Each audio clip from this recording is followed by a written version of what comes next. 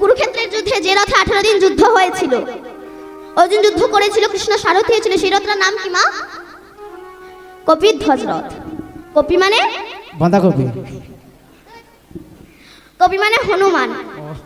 হনুমানের বাবার নাম হচ্ছে কেশরী। কেশরীর ঔরসে অঞ্জনার গর্ভ হতে পবন দেবের আশীর্বাদেই হনুমানের জন্ম হয়েছে।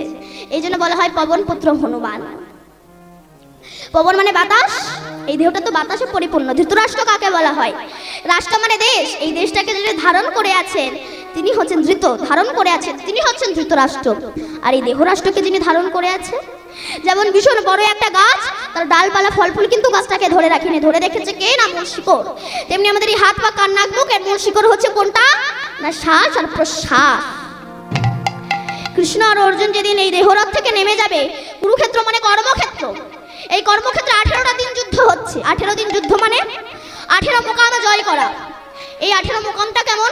চূড়া মধ্যে চূড়ামণি ব্রহ্মকাশী স্থিতি, পাড় মধ্যে মহাবিষ্ণু করেন অবসতি, চক্ষুতে শ্রী কালাচার করিতেছে ধ্যান, নাসিকানে নিত্যানন্দ করে মধুপান, কণ্ঠেতে শ্রী চৈতন্য গোসাই হয়ে সাবধান, মুখেতে ভদ্রাক্ষ 32 বদন, জিহ্বাতে নারদ মুনি বাজায় কুণ্ডল, জিহ্বার নিচে বসে গয়া গঙ্গা জল, আল জিহ্বায় সরস্বতী, বামেতে শ্রীরাম, কণ্ঠেতে শ্রী কানাইয়া, বাহুতে বলরাম, হস্তেতে শ্রী গোবিন্দ আমার দান অধিপতি, সপ্তদেশে জগন্নাথ করেন বসতি, নাভি মূলে ব্রহ্মা সদা করিতেছে লীলা, লিঙ্গে মহাদেব বসিল এ চন্দ্রকলা, গুজ্জদারে বসিয়াছে নাড়ুয়া গোপাল, কামিনীর সঙ্গে যেবা বড় রসাল, হাঁটুতে শক্তির স্থিতি বসুমতি পায়, 18 মোকাম তত্ত্ব সোনার সমুদায়, এই 18 মোকাম তত্ত্ব যে করতে পারে জয় নিতাই গৌর হরি বল বলে সে চরণ পেয়ে যায়। নারদ, আমি যে ঘরে থাকি না সেই ঘরটাই তো থাকে না নারদ। নারদ মনে মনে বলে আমি দণ্ড বাঁধিয়ে দেব। কেন? সত্যভামার কাছে এসে বলছে, জানো সত্যভামা, তোমার কৃষ্ণ না তোমাকে একটুও ভালোবাসে না। বলে কেন? বলে যদি ভালোবাসতো আমি গিয়ে দেখে এলাম তোমার কৃষ্ণ না রুক্মিণীর খোপায় পারিজাত ফুলের মালা দিয়েছে, তোমাকে না দেয়নি। সত্যভামা রেগে লাল হয়ে গেছে, আসো কাছে। যেই না কৃষ্ণ এসেছে, সত্যভামা একেবারে কোমরের আঁচল গুজে নিয়ে, তুমি আমাকে ভালোবাসো? ভগবান মনে মনে ভাবে এই হঠাৎ চেঞ্জ হয়ে গেল কেন? সত্যভামা, তুমি তোমার প্রিয়া নায়িকা। বলে অত অভিনয় করো না, আমি তোমার অভিনয় বুঝি। তুমি যে রুক্মিণীর খোপায় পারিজাত ফুলের মালা দিলে, কই আমাকে তো দিলে না। তখন ভগবান মনে মনে বলে, ও এটা নারদের কল, ওই জন্য আমি হয়ে যাচ্ছি দুর্বল। সত্যভামা, আমি তো শুধু রুক্মিণীর খোপায় পারিজাত ফুলের মালা দিয়েছি, আমি পারিজাত ফুলের গাছ না তোমার উঠানে বসিয়ে দেবো। পারিজাত ফুলের গাছ না উঠানে বসিয়ে দিয়েছে। নারদ ভাবলো এতেও তো দণ্ড বাঁধলো না, আবার গিয়েছে। সত্যভামা শোনো, তুমি যদি তোমার কৃষ্ণকে একা পেতে চাও, আমার কাছ থেকে প্ল্যান নাও, বুদ্ধি নাও। তা কি করবো? বলে শোনো, কৃষ্ণ তোমাকে যে পারিজাত ফুলের গাছ এনে দিয়েছে না, ওই গাছের গায়ে কৃষ্ণকে বেঁধে পূজা করে যেন কোনো পুরোহিতকে দান করতে পারো, আর সেই পুরোহিত যখন তোমায় ফিরিয়ে দেবে সেদিন যাতে কৃষ্ণ তোমার হয়ে যাবে। সত্যভামা বলল, তা ভালো, পুরোহিত পাবো কোথায়? বলে আমি তো সব জায়গায় পুরোহিতগিরি করি, আমাকেই নিতে পারো। পূজা করে নারদ ঋষিকে দান করে বলছে আমি আমার স্বামীকে তোমায় দান করলাম। তখন নারদ কি করছে? কৃষ্ণকে নিজের সঙ্গে নিয়ে চলে যাচ্ছে।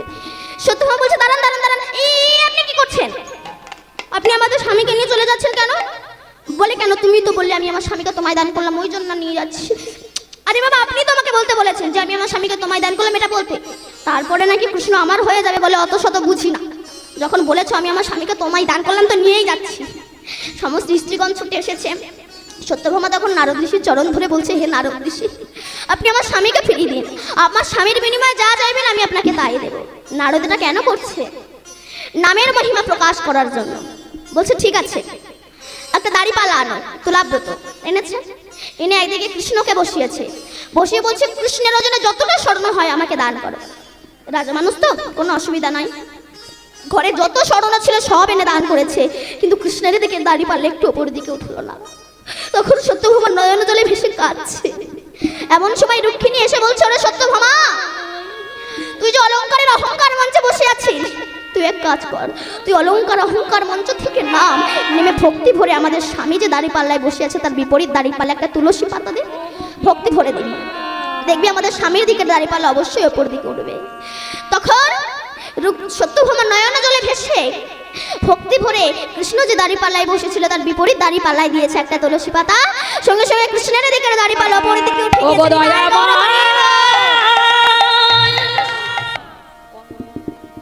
এতক্ষণ আমরা নবদ্বীপে ছিলাম, এবার বৃন্দাবন ধামে প্রবেশ করলাম। তো বাবা আজ যে লীলাটি আমরা আস্বাদন করব, এই লীলাটির নাম হচ্ছে বৃন্দাবনের। একটা হচ্ছে নন্দনন্দন মা যশোদার হৃদয়ের রতন কৃষ্ণ, আর একটা কৃষ্ণ রেডিমেড তৈরি হবে। এই দুখানা কৃষ্ণ কি করে হলো সেটা আমরা আস্বাদন করব। অর্থাৎ আজ আমরা যে লীলাটি আস্বাদন করব, এই লীলাটির নাম হচ্ছে বৃন্দাবনের দুই কৃষ্ণ। এই দুটো কৃষ্ণ কি করে তৈরি হলো এটা আমরা আজকে জানবো। শ্রীদাম সুদাম দাম বসুদাম বটু মধুমঙ্গল প্রমুখ সখা বেষ্টিত হয়ে আমার কৃষ্ণ গোষ্ঠী যাচ্ছেন। আর রাধারানী আমার জটিলা মন্দিরে, আসলে বাবা এই জটিলা কুটিলা বলে কিন্তু কেউ ছিল না। এই দেহটা হচ্ছে জটিলা কুটিলার ঘর।